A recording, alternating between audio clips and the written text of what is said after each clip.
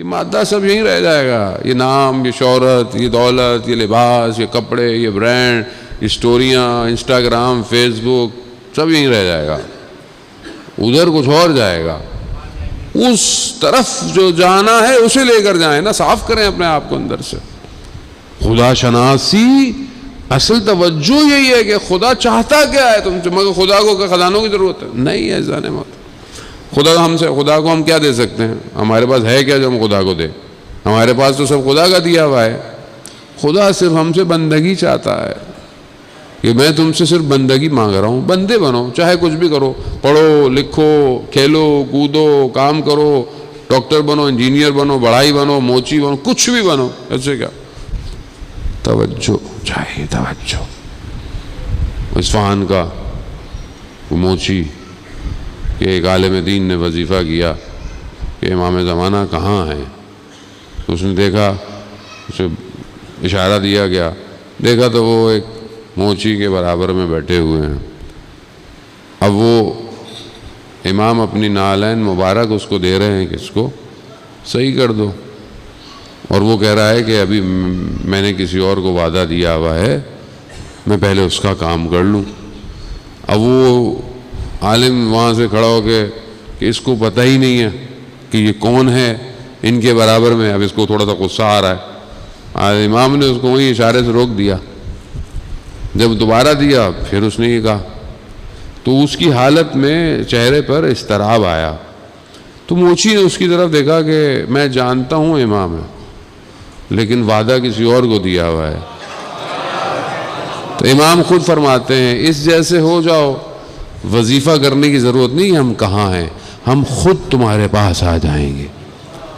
خوب انسان اپنے اعمال کو ایسا کر لے جان محترم کہ امام انتخاب کرے ہمارا۔ کمال تو یہی ہے نا۔ کربلا کا درس کیا ہے؟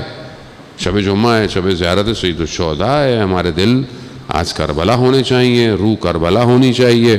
جان محترم کربلا کا درس کیا ہے؟ امام نے انتخاب کیا ہے۔ لوگ تو مانتے تھے امام کو، بہت سارے لوگ امام کو مانتے تھے، مگر امام نے انتخاب کیا ہے میرے ساتھ کون جائے گا۔ تو اپنے آپ کو اس قابل کریں کہ امام انتخاب کرے۔ وہ کیسے کرے گا انتخاب؟ پہلا سٹیپ واجبات، انسان اپنے واجبات ادا کرے۔ دوسرا سٹیپ انسان حرام سے دور رہے۔ پھر آہستہ آہستہ آپ مستحبات میں اضافہ کریں گے تو خود بخود آپ کا لیول بڑھتا چلا جائے۔ ایک آدمی اپنے واجبات ہی پورے نہیں کر رہا، ایک آدمی اپنے گھر میں ہی صحیح نہیں ہے، ایک خاتون جو ہے وہ اپنے شوہر کا احترام نہیں کرتی اور پھر مصلی پہ بیٹھ کر تسبیحاں پڑھتی رہے، مفاتی جنا اتنی پڑے کہ اس کے اوپر جو ہے وہ کاغذ ہی پھٹ جائیں، تو کہاں معاملہ کھلنے والا ہے؟ معاملہ نہیں کھلنے والا۔ اسلام پورا پیکیج ہے۔ اسلام صرف ایک پیکیج نہیں ہے کہ آپ مسجد میں بیٹھے رہیں تو آپ کا کام ہو جائے گا، ایسا کوئی نہیں ہے۔ شخص جو ہے وہ صدر اسلام سے کچھ عرصے کے بعد ایک عالم دین اس زمانے میں جو صحابی تھے ان کی خدمت میں کوئی شخص گیا اور دیکھا کہ وہ ایک شخص ہے، وہ گھر نہیں آتا، ہر وقت مسجد میں بیٹھا ہوا ہے، بس توبہ استغفار اور گریے اور یہ، وہ گھر والے بیچارے بھوکے ہیں کام۔ تو انہوں نے کہا کہ بھئی اس کو سمجھائیے کہ گھر کو دیکھے، کہا نہیں بس آخرت ہے، قیامت ہے اور یہ سب۔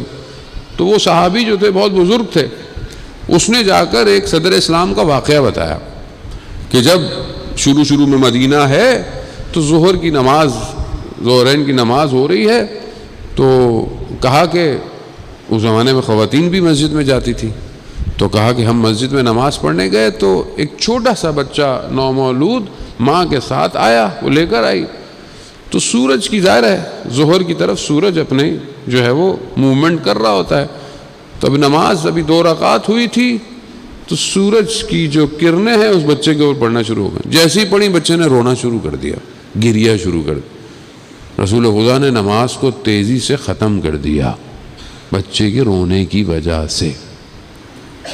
یعنی اسلام یہ ہے۔ تو پھر صحابی نے کہا کہ وہ بچہ جو تھا وہ میں تھا اس زمانے کے اندر۔ عزیزان محترم، اسلام پورا پیکیج ہے۔ گھر میں کوئی راضی نہیں ہے، آپ جو ہے وہ لمبی لمبی تسبیحیں پڑھ رہے ہیں، کیا کریں گے اس کا؟ زبان میں استغفار ہے، نگاہیں گناہ سے رک نہیں رہی ہیں، کیا کریں گے آپ؟ ذکر تو وہ ہے کہ جو پورے وجود سے ہو، نہ صرف تسبیح کے دانے پھیرنے سے ہو۔